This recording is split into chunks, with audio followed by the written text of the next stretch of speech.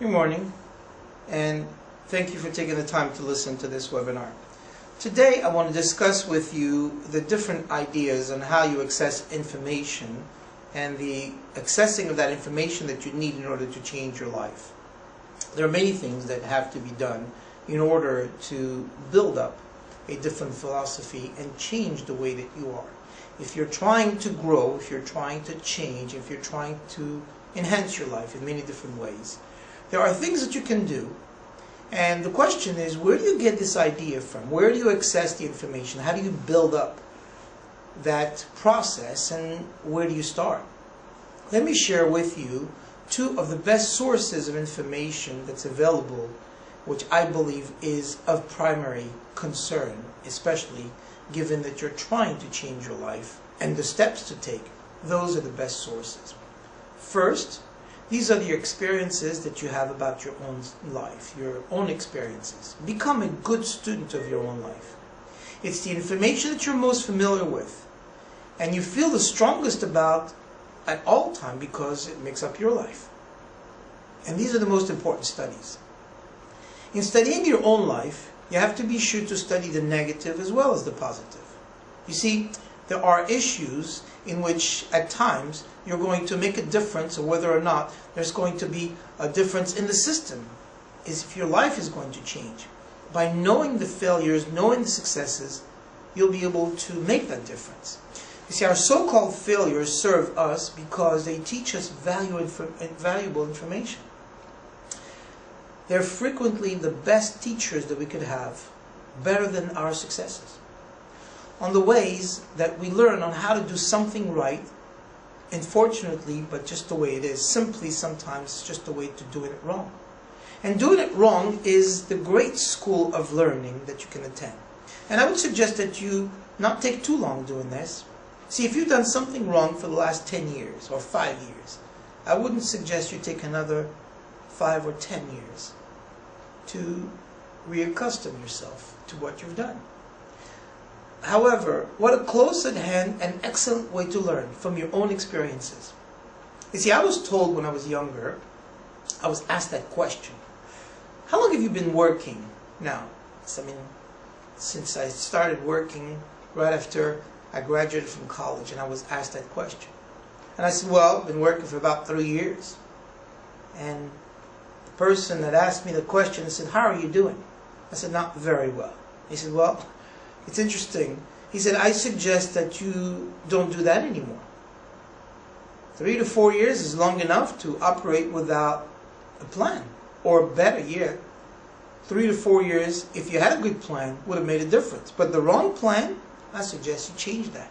And that really affected me when I heard that. I heard this and I thought, wow. Another question that I was asked is, how much money have you saved in the last 3 to 4 years? And I said, not any. At all. The first answer that he had given me was, who sold you on that plan? What a fantastic question, I thought. Where did I get my current plan? That wasn't working well. Everyone had someone's plan. And the question is, whose plan have you bought? Whose plan have you changed? See, the initial confrontations that you go over in your own mind, in your own life, they may be painful at first, especially if you have made a lot of mistakes. And believe me, I have. I can make a whole list of the mistakes that I've made in my life. But I think that the progress that you can make when you finally confront those errors in your own life, by becoming a better student in your own life, will change your way. So that's the first thing that I want you to pay attention to. The second way is to learn from other people's experiences.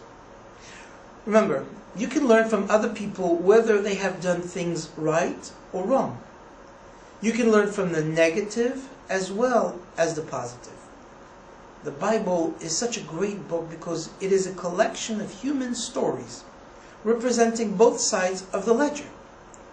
Some human stories are called examples, and that I recommend that you follow these.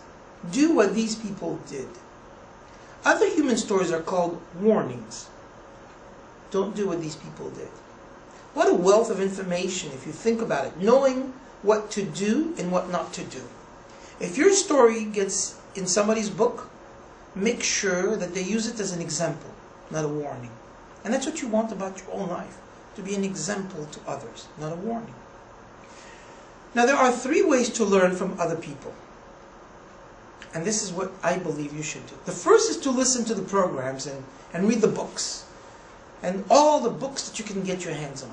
And people that have accomplished great things. All the successful people around the world, and so many of them, what they do is they work with good things and readers of science, of technology, of philosophy. They are good readers. They just read. They read and they read and they read. All the people that I know that are successful read a lot. They're driven to read because they just have to know. It's one of the things that all of them have in common. So something to remember is all leaders are good readers. Remember that and take example of that. Successful people also listen to different things. They listen to audio programs, especially while they're in the car or during times where they can't read. Programs that can help all of us. And some of these programs can help you pick up ideas or skills. Did you know that there are programs and books on how to be stronger, more decisive, to become a better speaker, a more effective leader, have a better effect on other people, become more loving, develop a more winning personality, become rich, develop persuasive influence, become sophisticated, be a great parent, a great sibling? It's amazing.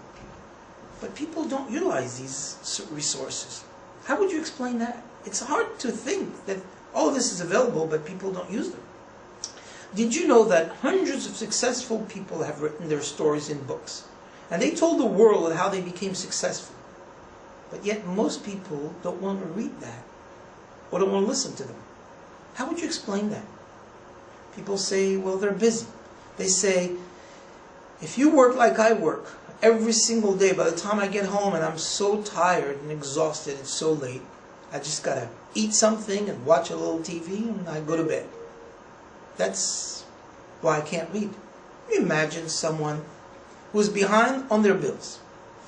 Here's a good person and a sweet person and a kind person, a devoted worker, very sincere. And fortunately, you can be sincere and work hard all your life and wind up broke or confused or even embarrassed. You got to be a better person than that. You've got to be a good worker, but you've got to be a good reader and a good listener. You don't have to read or listen to educational programs half of the night. But if you're broke, that's a good place to start. All you need is just 30 minutes a day. That's all. Now stretch it if you want to an hour if you can, but set aside at least 30 minutes every single day. If you hear something challenging, if you read something instructional, for 30 minutes a day, every day, write it down. Keep a track of it. Miss a meal if you have to, but your 30 minutes of reading, don't miss it. You can get along without some meals at times, but you can't get along without ideas, examples, inspiration. In the Bible it says that man cannot live on bread alone. It's amazing. The most important thing aside from bread is words. Words nourish the mind. Words nourish the soul. Humans have the food and the words to be healthy and prosperous. Make sure that you have a good diet of food every single day. But more than that, make sure that you have a good diet of words every day. And remember that properly feeding your body and properly feeding your mind, you'll maintain a good balance. Don't just read or listen to the easy material. That's not something you want to do. You can't live on just mental candy. No more than you can live on just candy alone. Your body can't take it, neither can your mind. With the good books and the programs, you can tap into treasures of ideas. And if somebody has a good excuse for not tapping into these treasures of ideas for at least 30 minutes every day, well then let me know, because I'm telling you, there's nothing like it. And you wouldn't believe some of the excuses that people give. It's really interesting. You say to one person sometimes, hey, John, I've got this gold mine. I've got so much gold, I don't know what to do with all of it. Come and help me dig it. And imagine if John would just say to me, I don't have a shovel. So, well, don't worry, let's go get the shovel if that's all it takes. He says, well, a shovel? Do you know what a shovel costs? Do you know how much it costs to get a shovel? Can you imagine this John would have the wrong perspective on life. Don't make that same mistake. Invest the money.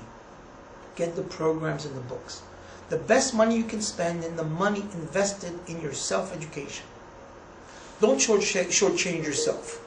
And when it comes to investing in your own life, in your own better future, do it with the biggest gusto that you can. Another thing that you have to do is you have to build your library. We all need a good library. I was told once that you need books, and here's a book which I was recommended early on in my life. It's called Think and Grow Rich. It was written by Napoleon Hill. Doesn't that title intrigue you? Think and Grow Rich. Who wouldn't need that book? Think about that. So I found it, paid less than a couple bucks for it, and it's one of the most valuable books which I've read. Interestingly enough, next to the Bible, it's probably one of the better books that you'll ever read. Simple book, but so many good ideas, so many simple ideas, and where life often starts with simple ideas. You can start this process of developing a library in a very modest but very simple way. Here's a mindset guide for you to begin. Your library needs to show that you're a serious student of life, of health, of spirituality, of culture, of uniqueness, of sophistication, of economics, prosperity, productivity, sales, management skills, values of all kinds. Let your library show that you're a serious student. I want you to know, I live in a modest home. It's a good home. It's a very, very, very warm atmosphere. But I've got a library of books, which is huge. And I love it. Because the library will become your mental food, your food for thought. It's so important to nourish the mind, not just the body. You've got to be educated. A good book to start with is, if you think that you're having some difficulty, how to read a book. Or jot it down and find it somewhere. How to read a book. It's written by Mortimer Adler. M-O-R-T-I-M-E-R, Adler, A-D-L-E-R. Mortimer Adler. He was the chief editor for Encyclopedia Britannica. By the way, it would be good to have an Encyclopedia Britannica. Even with the advent of the internet today and all, it's just a good thing to have. I have one in my home, and we've had it for years. And I often will refer to it and look up things. It's always interesting to find out more and more. You see, in this book on how to read a book, the writer, Adler, gives you some good suggestions on not just how to read a book, but actually get the most information out of it. He also provides a list of best books that have been ever written, and to me, this is essential to know that.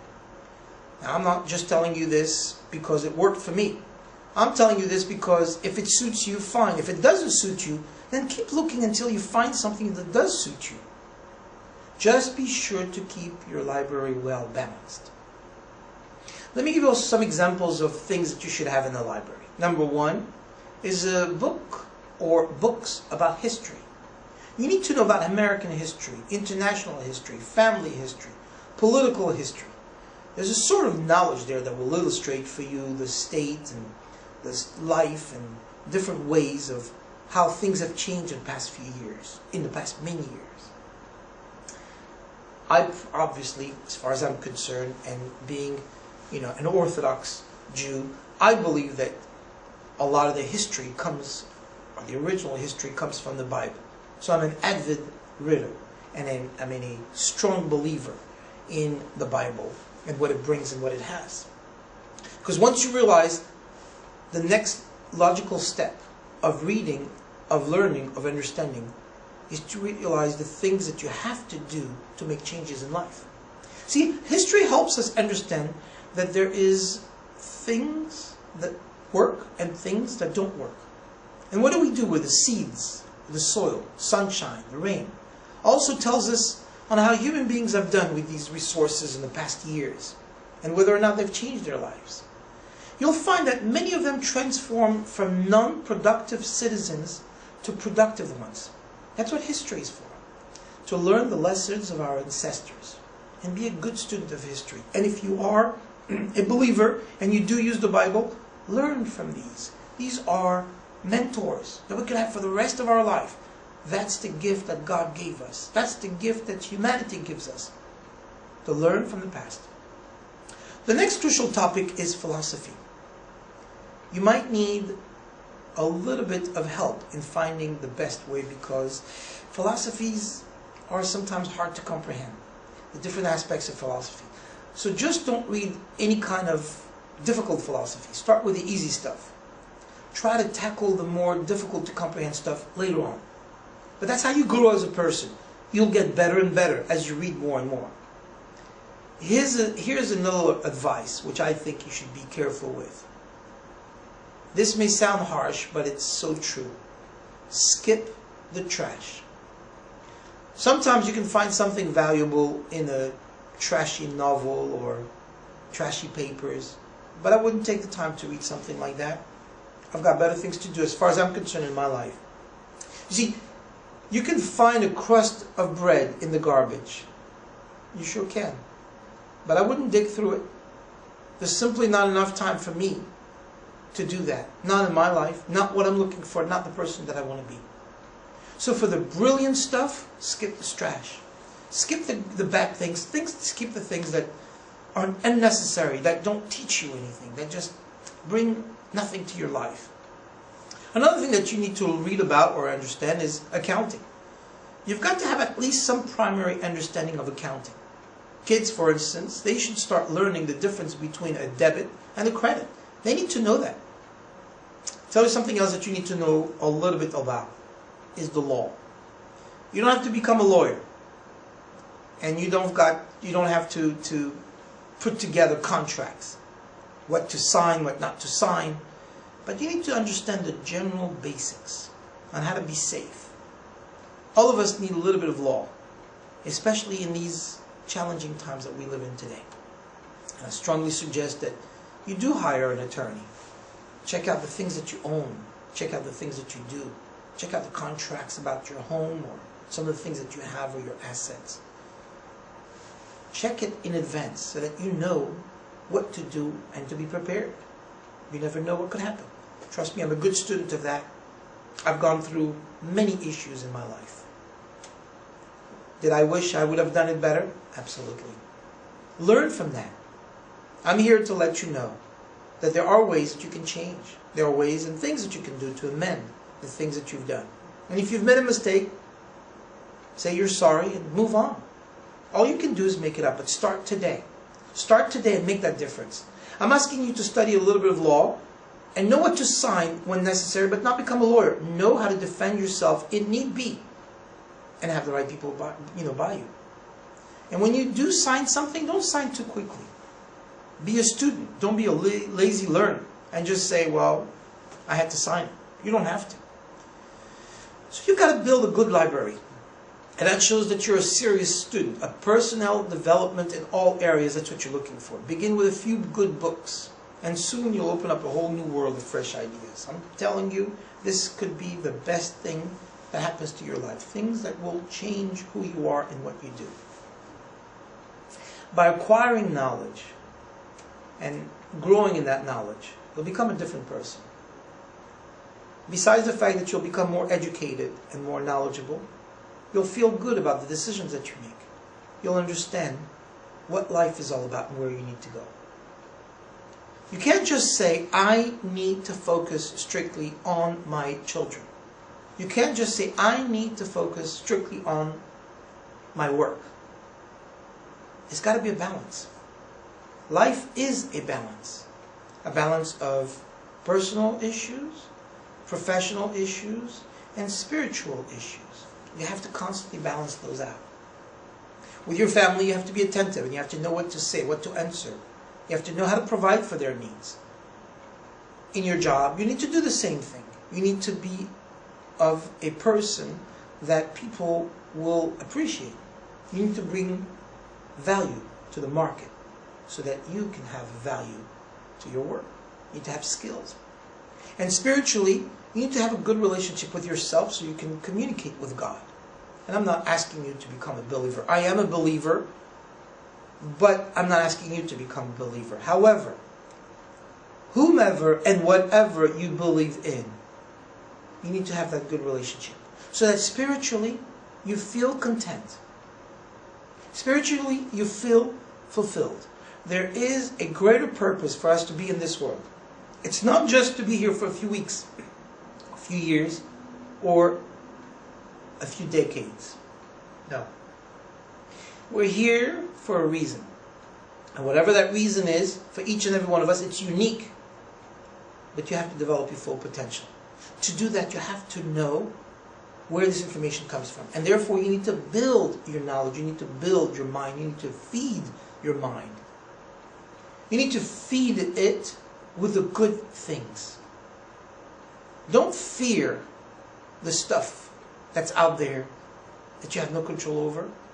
Feed your mind with the dreams. Dreams of the future and dreams of the present of the person that you are. And develop your strength. Take what you've got and make the best of it.